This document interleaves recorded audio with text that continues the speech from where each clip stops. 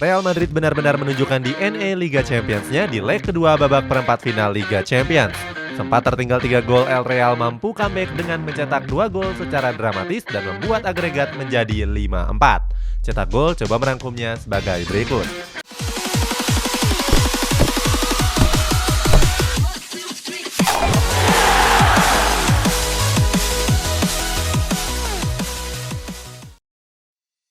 Menang besar di leg pertama.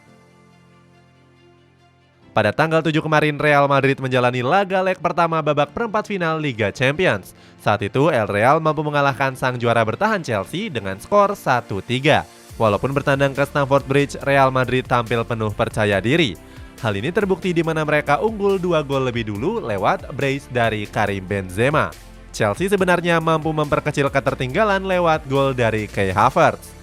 Akan tetapi di babak kedua, Benzema mencetak gol ketiga setelah memanfaatkan blunder dari Edouard Mendy. Seusai pertandingan, pelatih El Real Carlo Ancelotti memuji permainan anak-anak asuhnya. Ancelotti mengatakan kalau mereka sudah bermain bagus dan mampu memanfaatkan serangan balik. Sempat tertinggal 3 gol. Menang di leg pertama nyatanya nggak menjamin Real Madrid bisa kembali tampil mendominasi di leg kedua. Di Santiago Bernabeu mereka justru tertinggal 3 gol terlebih dahulu. Saat itu Chelsea mencetak 3 gol lewat Mason Mount, Antonio Rudiger, dan Timo Werner. Sebelum Werner, Chelsea sebenarnya sempat mencetak gol lewat Marcos Alonso. Akan tetapi gol tersebut dianulir VAR karena Alonso dianggap melakukan handball. Seandainya gol itu disahkan, mungkin Chelsea bisa unggul agregat 4-3 di waktu normal. Disinilah mental anak-anak asuhan Carlo Ancelotti diuji. Sudah unggul di leg pertama tapi ternyata mampu tercomeback di 75 menit pertandingan leg kedua. Kalau mereka panik maka kesempatan mencetak gol tentu akan sirna. Pergantian jitu dan comeback gila. Setelah tertinggal 3 gol, Ancelotti mulai memutar otak dan melakukan pergantian pemain. Salah satunya pada menit ke-78 Ancelotti menarik Casemiro dan menggantikannya dengan Rodrigo. Nggak disangka-sangka pergantian ini langsung berbuah manis. Cuma dalam 2 menit Rodrigo langsung mencetak gol dengan memanfaatkan umpan ciamik dari Luka Modric. Gol tersebut seakan jadi titik balik skuad El Real yang dianggap sudah habis. Dengan agregat 4-4, laga pun dilanjutkan ke babak extra time. Di babak extra time, Real Madrid justru berbalik unggul lewat gol dramatis dari Benzema. Hasilnya Real Madrid mengakhiri laga dengan unggul agregat 5-4. Keberhasilan ini memang gak terlepas dari pergantian jitu yang ditempuh oleh Ancelotti. Selain Rodrigo, Ancelotti juga memasukkan Eduardo Camavinga dan juga Marcelo.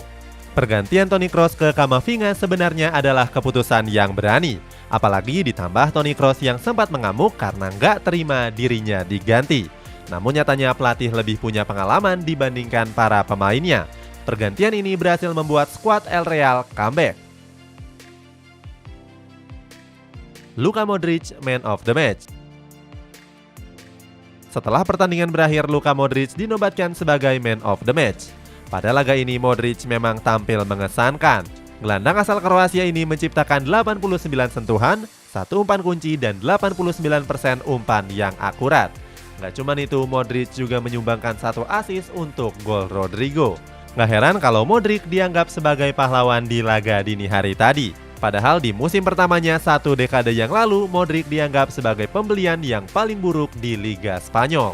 Akan tetapi Modric mampu membungkamnya dengan sederet prestasi termasuk Ballon d'Or di tahun 2018. Modric yang sudah berumur 36 tahun bahkan masih diandalkan di lini tengah El Real. Hebatnya lagi, Modric masih diharapkan untuk tampil reguler dalam 4-5 tahun yang akan datang. Thomas Tuchel marah-marah. Seusai laga, pelatih Chelsea Thomas Tuchel marah-marah kepada wasit Simon Marciniak. Tuchel menganggap kalau wasit asal Polandia tersebut berlaku kurang adil. Marciniak nggak pergi ke monitor VAR untuk mengecek gol dari Marcos Alonso yang dia anulir. Tuchel juga merasa kalau gol tersebut adalah gol yang sah dan semua orang menyetujuinya. Selain masalah gol yang dianulir, Tuchel juga kecewa dengan sikap Marciniak seusai peluit panjang. Saat itu, Tuchel mendapati Marciniak sedang tertawa bersama Ancelotti. Sementara itu, Tuchel mengaku kalau kekalahan ini bukan kekalahan yang dia sesali, karena skuad The Blues sudah menampilkan yang terbaik. Namun sayang sekali mereka kurang beruntung. Itulah perjuangan gila Real Madrid di leg kedua babak perempat final Liga Champions. Bagaimana pendapatmu? Apakah Real Madrid bisa lolos ke final dan kembali mengangkat trofi si kuping besar? Coba tulis di kolom komentar di bawah ini.